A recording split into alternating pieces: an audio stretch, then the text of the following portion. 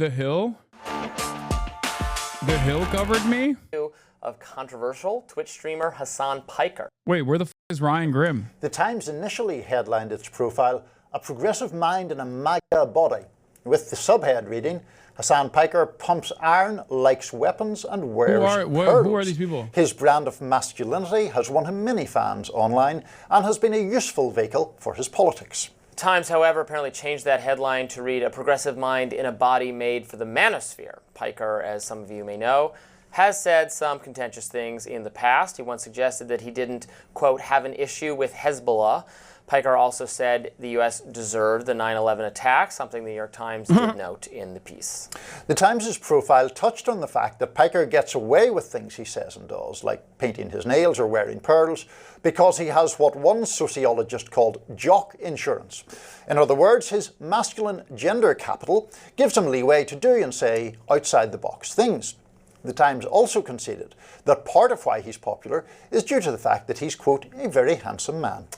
Lucky him. Reactions abounded on X. Journalist Mary Catherine Ham wrote this: "I kind of love that gushing media coverage of Hasan has to apologize for the fact that he's good looking and fit. Like, don't worry, although he looks like he's seen the inside of a gym. Bad, that's right coded. He's a shill for disastrous socialism and murderous terrorists, which is good." Meanwhile, journalist Mehdi Hassan wrote on Blue Sky, "I'm glad the New York Times profiled Hasan Piker, but calling his use of the word genocide to describe Gaza extreme is insane. Some of Israel's top Holocaust scholars are calling it a genocide, as are Amnesty and Human Rights Watch. Absurd from the NYT." So, this profile, I think, was interesting and flawed in a variety of ways. It was very glowing toward Hasan Piker. The author seems to have a crush on this guy. It described, yes, he's a good-looking man who works out. Congrats to him. It was that point over and over and over again. Like, bro, yo, take it out of your mouth, dude. Why are you eating? Take it out of your mouth before you deliver the next speech. That is crazy. It comes across like you're just petty and jealous. What's happening? It's in the style section, man. Yeah, that's why. It's about style. That's shocking. Also, it's kind of weird, the initial framing that, like... a MAGA body, that part? Right. Liberals are trying to manifest the idea that only conservative people work out. I'm not even sure that on average, if you went through the entire country, that conservative people are going to be in better shape than liberal. Okay, I do agree with this. Liberals probably by and large are healthier than conservatives are. That was a major L for the New York Times. They did the classic thing where they come up with a title that makes everybody pissed off. Like everyone from every part of the political spectrum. Shut up. I stopped consuming Cereals 2 years ago. Liberals could never. People, it probably breaks down by income level and a bunch of other things. And urban, rural, and all that. There is something true, however, to the fact now that, I mean, I've seen plenty of articles in like ridiculous liberal publications being like, do you like working there are no out? ridiculous liberal publications, Robbie. Like, what's that? I was thinking like Jezebel type place. I don't even know if Jezebel's still in operation, something like that. Like, working out is right-wing coded, and are you secretly a fascist if you work out? There has been a lot of that discourse in progressive circles now, so I see where they got this idea, but it's not true that working out is somehow right-wing coded. Look, I don't actually pay very much attention to Hasan Piker. He is a big deal on Twitch. He's very, very left-leaning, like extremely socialist, extremely anti-Israel. I didn't know, one thing I learned from reading this piece, which I didn't know, but maybe everyone knows, is that he admits to being a Nepo baby. He got his start. I assumed he just like emerged naturally on playing video games on Twitch the way a lot of people does. But no, Cenk Uyghur's his uncle. Right, and gave him a job with the Young Turks. Yeah. Which, that's fine. I like Cenk Uyghur. There's nothing wrong with that. He just didn't emerge totally out of nowhere. Right. Everybody, it turns out, is connected to somebody else. What did you make of the piece? So I found it an interesting piece. I found it kind of curious because I, like you, I'm aware of that he exists, right? But obviously I'm not on Twitch on a regular basis listening to his 8 hours of gaming and commentary while he's on there. To me, in terms of the politics of what he said, which seems to be exercising the right a lot, some of the things that he is being lambasted for seem to me to be sort of clumsy wordings of legitimate arguments. So, for example, on the Gaza thing, he's talking about the fact that he believes essentially that the Israeli response to October 7th has been so brutal that it can't be justified regardless of exactly what happened on October 7th. He regards it as yeah, except no, it's not. No, he's trying to say exactly what happened on October 7th isn't like he's taking a position where he understands where I'm coming from, but he's taking a couple extra leaps here. disproportionate, whether or not. No, that's not what I said. I didn't say it's disproportionate to October 7th. I said it's a genocide, and genocide is never appropriate, no matter what. He's whitewashing my words in a way that is, more appropriate for their audience. Yeah, I take serious stances or talk about serious issues, but in a clumsy way. That's true. I wouldn't even say that's wrong. I think that is true. But what he's doing here, I think, is liberalizing my assessment. There were Israeli people raped on October 7th or not. That is not something I would say. I don't think it is wise or sensitive to get into that whole debate about, well, if people were or weren't raped, that changes or doesn't change the equation. Why? What do you mean?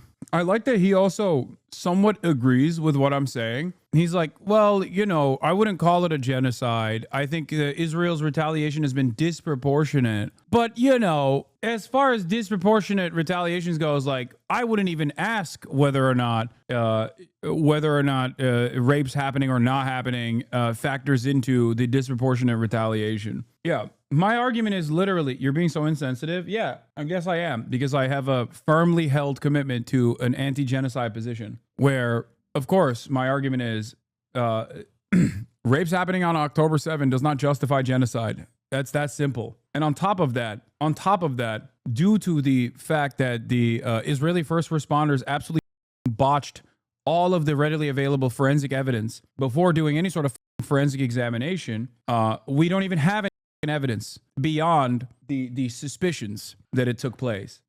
Even the UN report shows that reality, with the exception of one firsthand account from a hostage that wasn't on October 7th, and it's still unjustifiable. But guess what? It still doesn't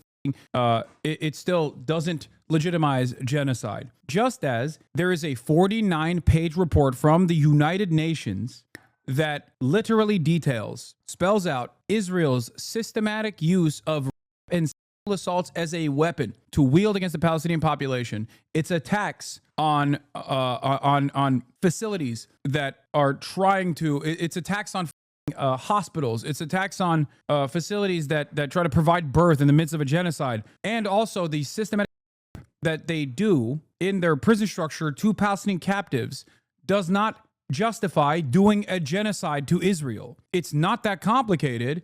The only reason why you would have an issue with this argument is because you think Palestinians are not human. It's that simple. Israel did a pro-rape January 6th, and I don't think that would justify nuking Tel Aviv. I don't think so. I don't believe that, because I want people to live. I want people to become better versions of themselves. I want people to recognize their faults and rehabilitate. But I see his central point is that the Israelis have gone in, killed people in the tens of thousands, and nothing can justify that. That seems to me to be his argument. September 11th, again, I would not say what he said. I'm not sure that it means that he should be, I don't know, exiled from Twitch or anywhere else. I certainly don't want him exiled from Twitch. I'm against censorship. He should be able to say whatever provocative things he wants. I do not think every criticism of what Israel does is necessarily anti-Semitic, and I'm always okay, what exactly did they say? Right. Never take their word for it on when that's being alleged. Now, all of that said, the things he's actually said over the years seem pretty incendiary to me. Again, I'm not clutching my pearls. Unlike him, I don't wear any, so I have none no pearls to clutch. But he just says some awful stuff. Well, I think Hezbollah. He says really violent stuff. He said I don't agree with Dan Crenshaw's views generally, but that he deserved to lose his eye and. Awesome. No, I didn't miss it. I saw he made a joke. Bro, I love that he's like, listen, I'm not pearl clutching. I'm a libertarian. I'm a free speech libertarian. I promise. But also, here's me pearl clutching. Bro's playing your greatest hits. Yeah. I mean, I deserve 9/11, and everyone who disagrees with him deserves to come to some violent end. And I think that's not true. I've never said that. That is not true. You are trying to turn this into me being anti-free speech in the process of making an anti-free speech argument. He literally said that so that he could signal to his audience that his distaste with what I'm saying is not on the boundaries of him being a pearl clutcher, but because I actually am constantly saying that, you know, all the people that disagree with me should die, saying that I'm like a SJW or whatever. That's a trick. I caught you doing that shit. No, the real reason why he has a distaste for what I have to say is because he doesn't agree with what I have to say. But because he's supposed to present himself as a free speech libertarian, he can't turn around and attack the position and demand censorship to take place. Yeah, why you gotta make shit up? Why you gotta make shit up? If again, look at this chat. All right, we already read it. It was awesome. They called me handsome. Also, can I ask you guys a question? Where do you guys come from? Like 43-month subscribers, 42-month subscribers. I already read the article, but why is it that you guys all in unison come in here, long-term community subscribers, like, and you're like, please, you have to read this? Why? Where are you all coming from? Why do you guys constantly feel the need to send me articles like this? This one is unique because I did actually read it and it was awesome and I think it's very funny.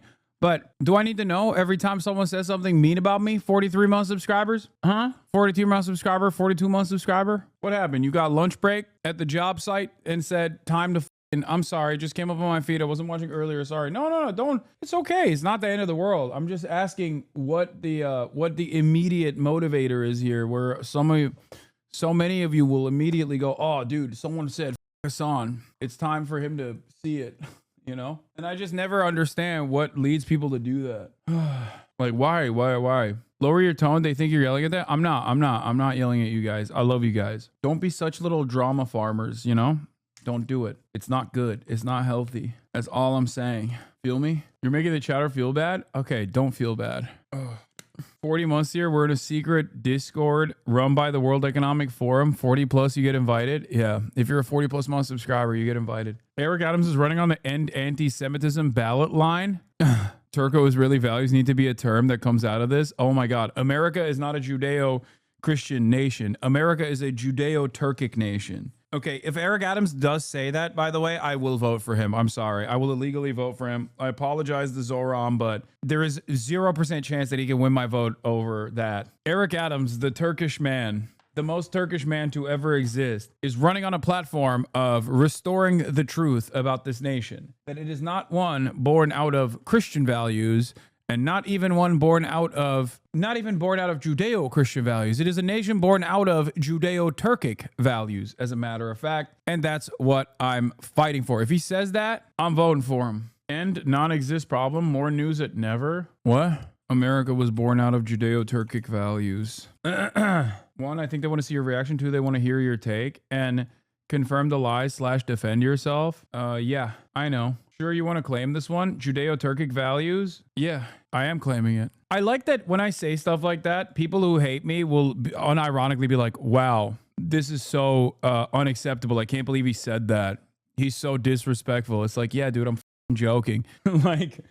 like listening to the Houthis music video did not actually create jihad, the feeling of jihad in my heart. Like, that's a joke, okay? God damn. Everybody loves to claim that they're not pearl clutchers and then immediately clutch all the pearls. Yeah, if right-wing people, and there are right-wing people who similarly do use insane, contrarian ways of speaking, would not be not just lionized, but lusted over in the pages of the news. That's literally untrue.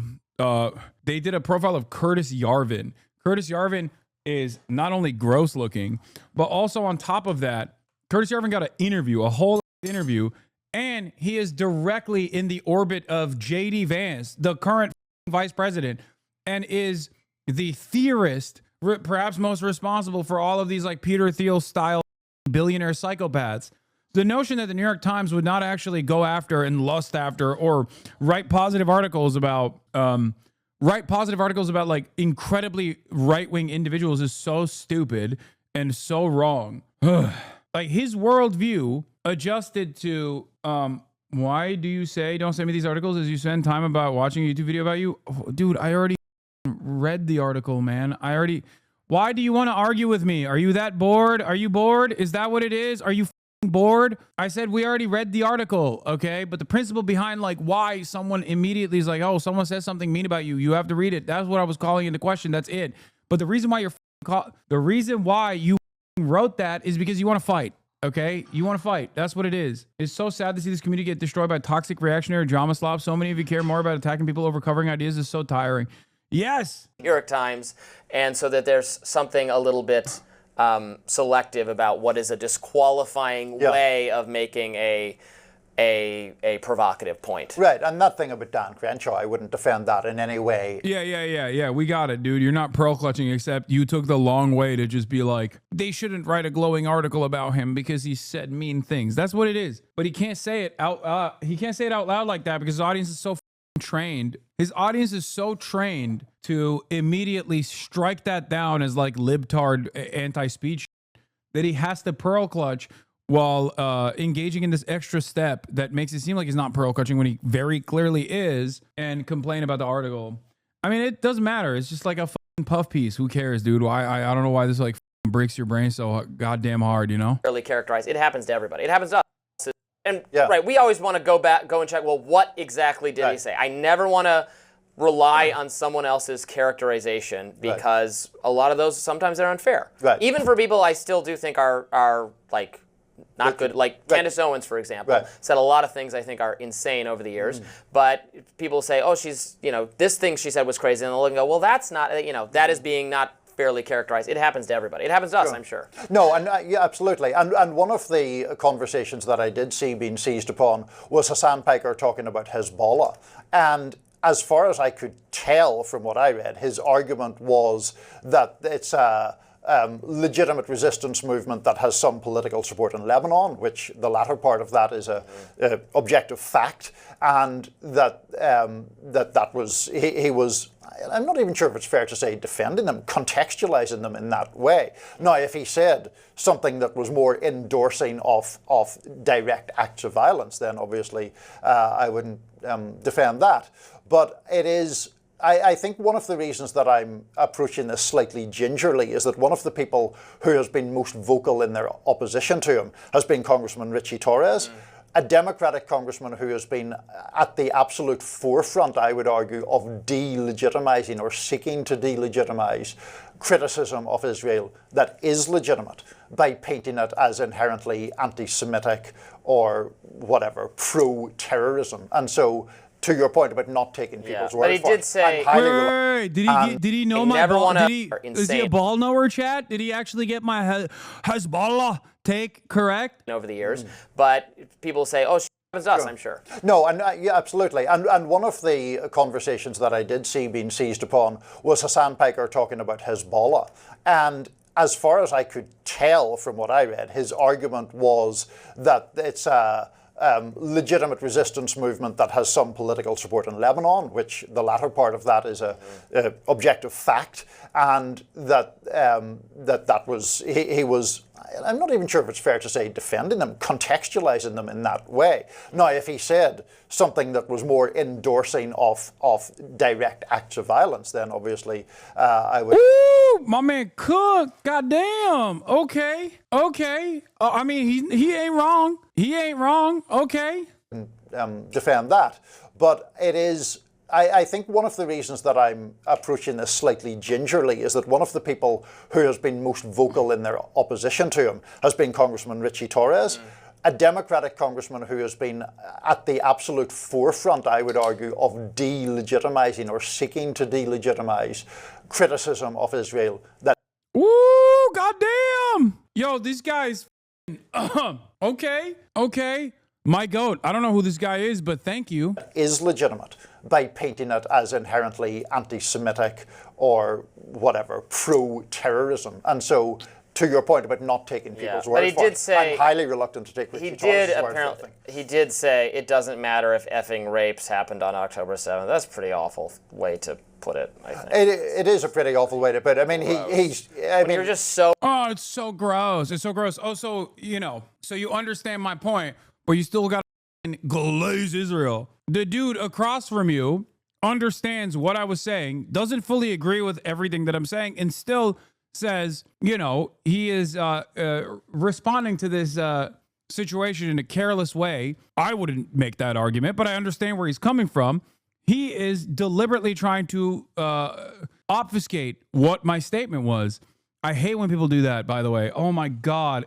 I really need to get better. I really need to be less autistic. Okay. I really, really, really need to be significantly less autistic when it comes to just like being purposely clip chimped. Like I have to dial it down because my 127 goes into like 167. Whenever someone takes me out of context, I lose my mind, dude. And it happens so much. It happens so much. And I just got to get used to it and be more gracious. I really need to dial it down. You're the usual rich dude that acts communist, don't act humble and like you care about others.